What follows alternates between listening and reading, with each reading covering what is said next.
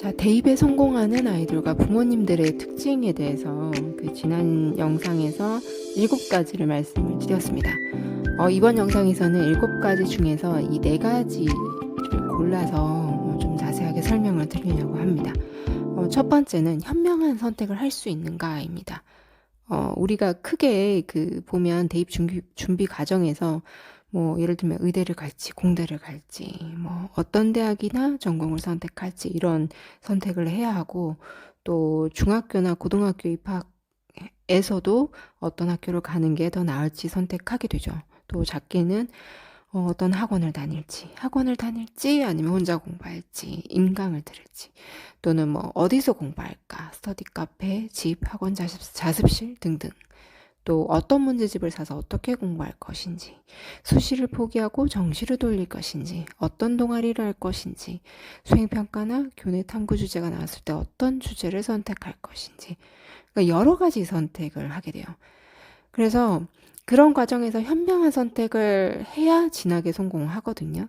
근데 그 현명한 선택을 하기 위해선 제대로 알아야 되니까 선배 어머니들이나 학교나 학원 선생님들 또는 하설 컨설팅 등을 통해서 여러 조언을 얻으시기도 합니다.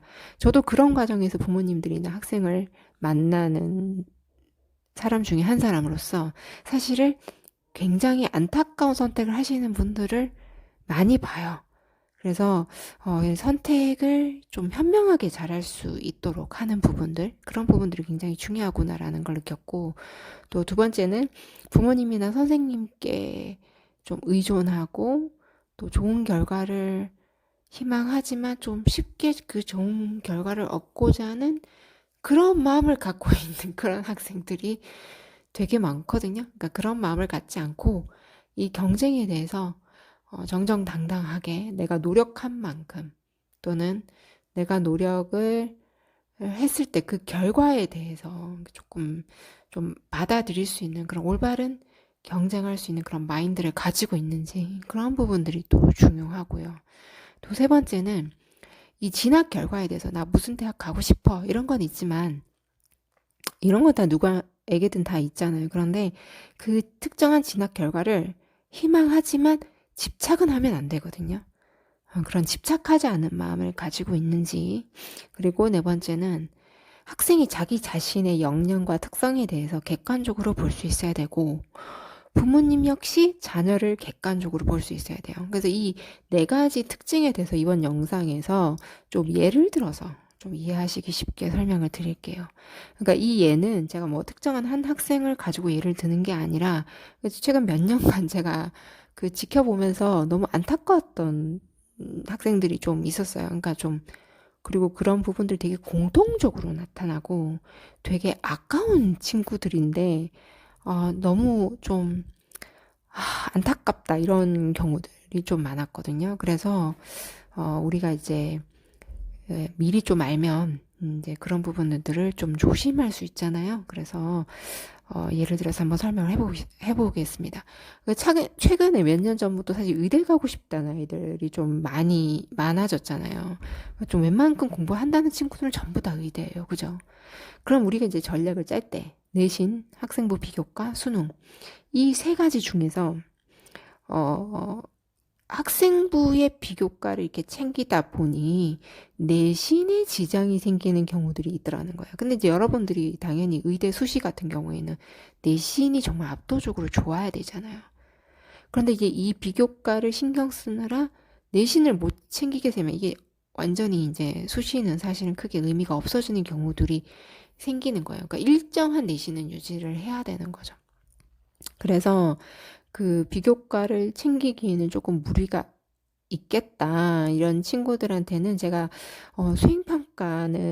수행평가만 어느 정도 만점 받는 수준까지만 하고, 내신과 수능 최저가 의대 라인에 들어가는 쪽으로 집중을 하는 게 어떠냐라고 조언을 해주기도 하거든요. 근데 왜냐면 내신, 수능, 비교과 이 3개를 다 완벽하게 하는 친구들은 극히 드물어요. 아주 드뭅니다. 그래도 2가지만 잘해도 본인이 원하는 곳에 갈 수 있다면 그 방향으로 에너지를 집중하는 게 낫잖아요. 이도저도 안 되는 것보다는 그게 낫단 말이에요. 그런데 이때 꼭 비교과를 포기하지 않고 꼭 하려고 해요, 이 친구들이.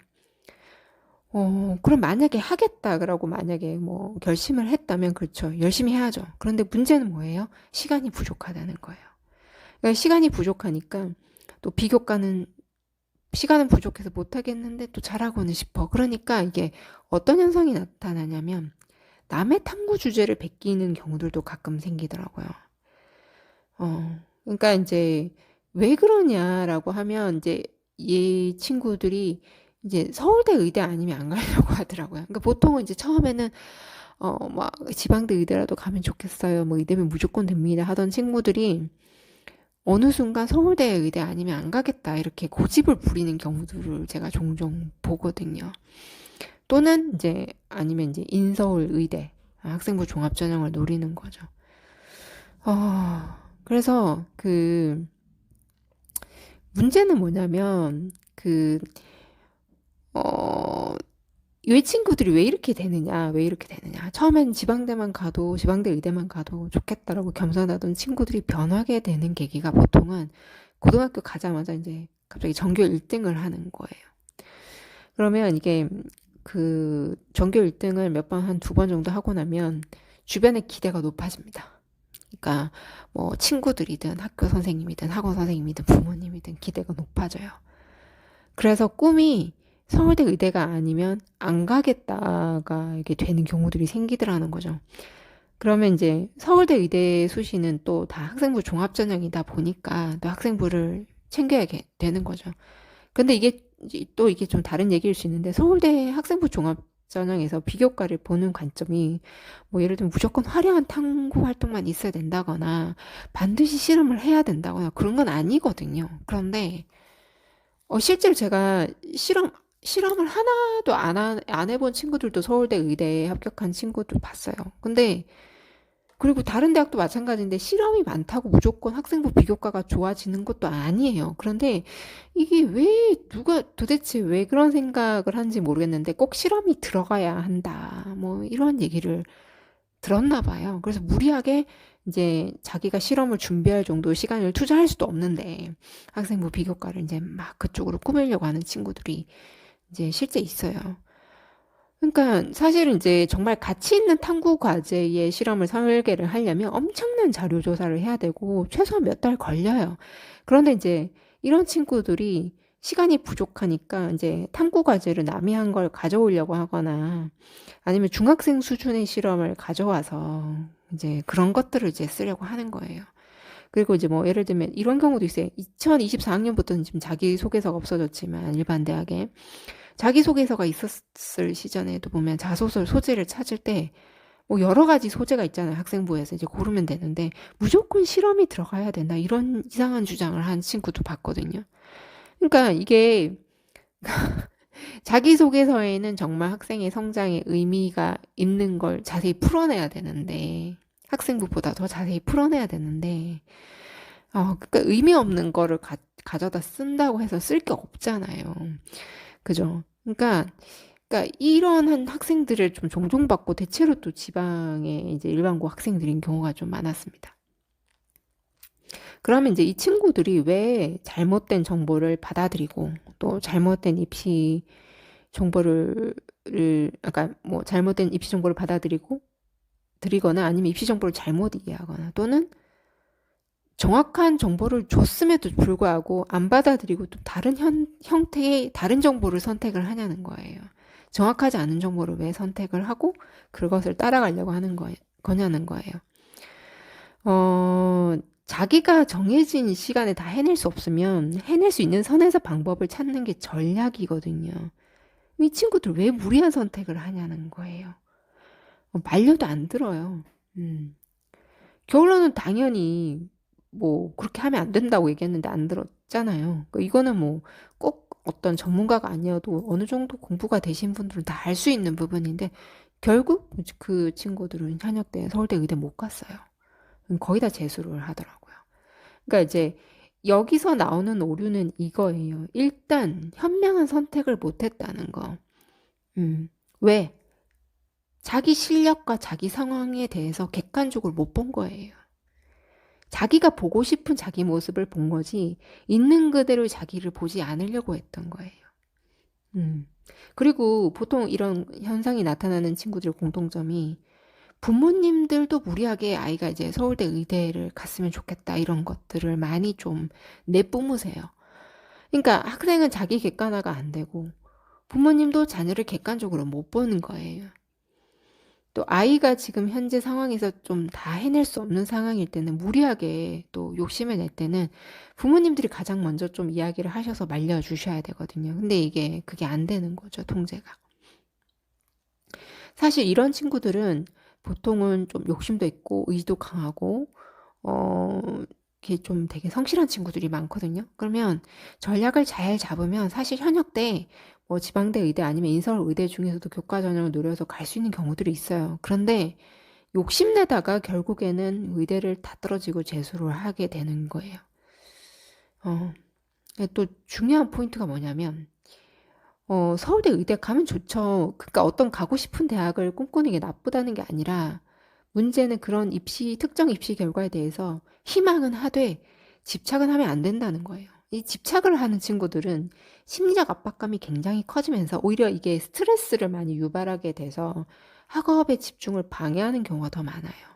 그러니까 학업 스트레스를 많이 받게 되면 그 스트레스 또 풀어야 사람 버티거든요. 그러니까 이 친구들이 뭐 잠을 지나치게 많이 자야 된다던가 또는 쓸데없이 유튜브에 막 영상에 쓸데없는 시간을 낭비한다던가 왜 자기가 스트레스 풀려고 그러니까 좀 그런 현상들이 일어나기도 해요. 그러니까 사실상 더 많이 공부할 수 있는 시간이 있는데 이 압박감 때문에 이 압박감을 푸는데 시간이 또 낭비하게 되는 거죠.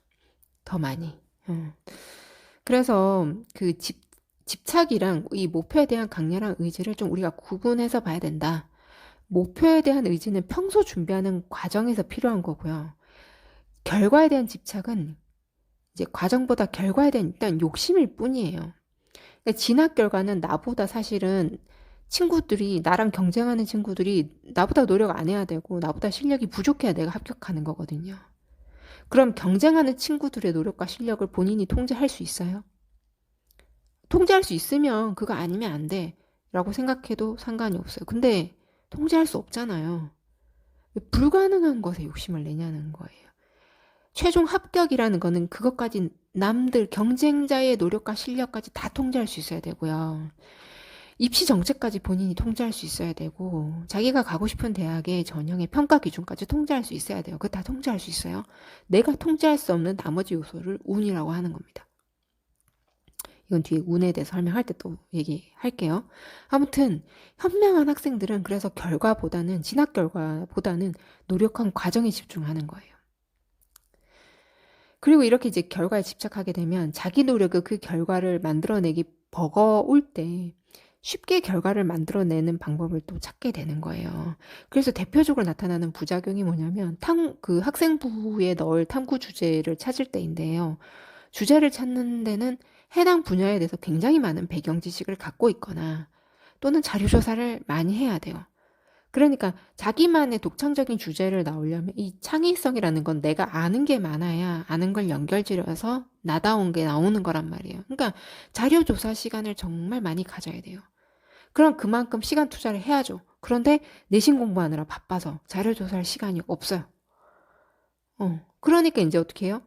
주제 없나? 하고 다른 선배들, 의대간 선배들 학생부를 보고 거기서 주제를 막 가져온다던가. 그러니까 뜬금없는 걸 막 가져오죠. 매력적인 보이는 그런 걸 가져오려고 하다 보니까. 또는 자기 실력에 맞지 않는 걸 가져온다던가. 그러니까 또 그걸 주제를 베끼면 내용은 어떡할 건데요? 내용 본인이 그렇게 만들 수 있어요? 그러니까 또 뭐 설사 내용을 만들어낸다 칩시다. 또 다음 주제에서 남의 주제 또 뺏길 건가요? 그렇게 만들어진 학생부가 나중에 어떻게 보일 것 같나요? 한 학생의 성장 스토리가 자연스럽게 연결이 될까요? 그러니까 좋은 결과를 얻고 싶다면 그만큼 노력을 해야지 쉽게 얻으려고 해서는 안 된다는 거예요. 결국 결과에 집착하면 과정 자체에서도 정정당당한 경쟁을 하지 않는 그런 잘못된 태도를 갖게 되는 거예요.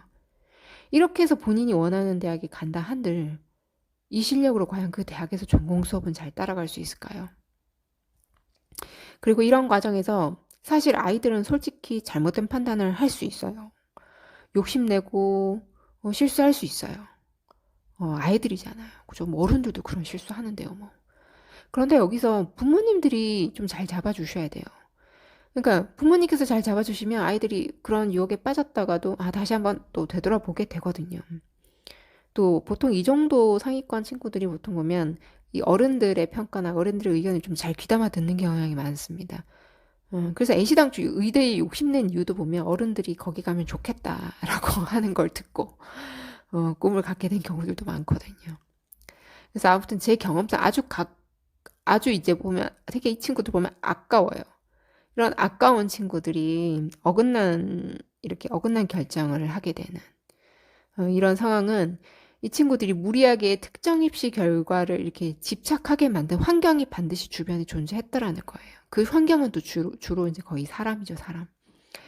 의대를 못 가면 마치 사람 취급을 못 받을 것처럼 이야기하는 일부의 주변 사람들, 그게 뭐 일부 친구들이나 또 일부는 어른들일 수도 있죠. 그래서 저는 입시에 성공한 친구들의 사례도 사실 많이 찾아봤지만 실패한 사례들도 많이 봤거든요. 그리고 굉장히 극명하게 대비가 됩니다. 그리고 그 실패의 중요한 이유가 단순히 실력이나 노력이 부족해서만은 아니었어요. 노력과 실력을 갖추고 있어도 이런 잘못된 어긋난 선택을 하는 경우가 많았고, 그런 선택을 한 이유가 지금 말씀드린 내용처럼 자기 객관화가 부족하거나 또는 자녀에 대한 객관화가 부족한다 한 경우, 또 특정 입시 결과에 집착한 경우, 무리하게 대학을 가려다 보니 쉽게 결과를 얻으려는 그런 욕심, 그런 것들 때문에 생기는 거죠. 그래서 제가 몇 년 전에는 이제 그 의대 열풍이 커지면서 서울대 의대를 비롯해서 이제 흔히 이제 아이들 많이 가고 싶어하는 그런 의대 진학에 성공한 케이스들을 찾아서 분석해서 저희 이제 하지민 교육연구소 블로그에 올리거나 또 블로그에 올리기 좀 어려운 내용들은 이제 컨설팅 할 때 친구들한테 많이 조언을 해주거나 그렇게 했거든요. 근데 이제 사실 성공하는 사례도 분석할 가치가 있지만 이제 실패하는 사례들도 왜 그러는지를 좀 알아두는 게 도움이 될 것 같아서 제가 오늘 시간을 준비를 했습니다. 그래서 다시 한번 말씀드리지만 이게 특정 한 명의 사례를 가지고 얘기하는 게 아니라 아이들이 쉽게 빠질 수 있는 그런 실수를 제가 모아서 설명을 드린 거예요. 그리고 너무 아까워요. 진짜. 그리고 그래서 어떤 친구는 정말 재수 안 해도 되는 애가 재수를 하거나 그런 경우도 있거든요. 욕심만 안 내면 충분히 괜찮은 의대 갈 수 있는데, 그러니까 좀 괜한 고생을 또 하게 되는 경우들도 있더라는 거죠. 그래서 이런 부분들도 참고하셔서 실패 사례는 우리가 좀 주의를 하고 성공 사례는 자신에게 맞게 또 잘 받아들여서 이렇게 좀 제대로 준비를 할 수 있는 계기가 되셨으면 좋겠습니다. 저는 다음 영상에서 성공하는 진학 결과를 만들어내는 나머지 요소들에 대해서 다시 한번 다뤄보도록 하겠습니다.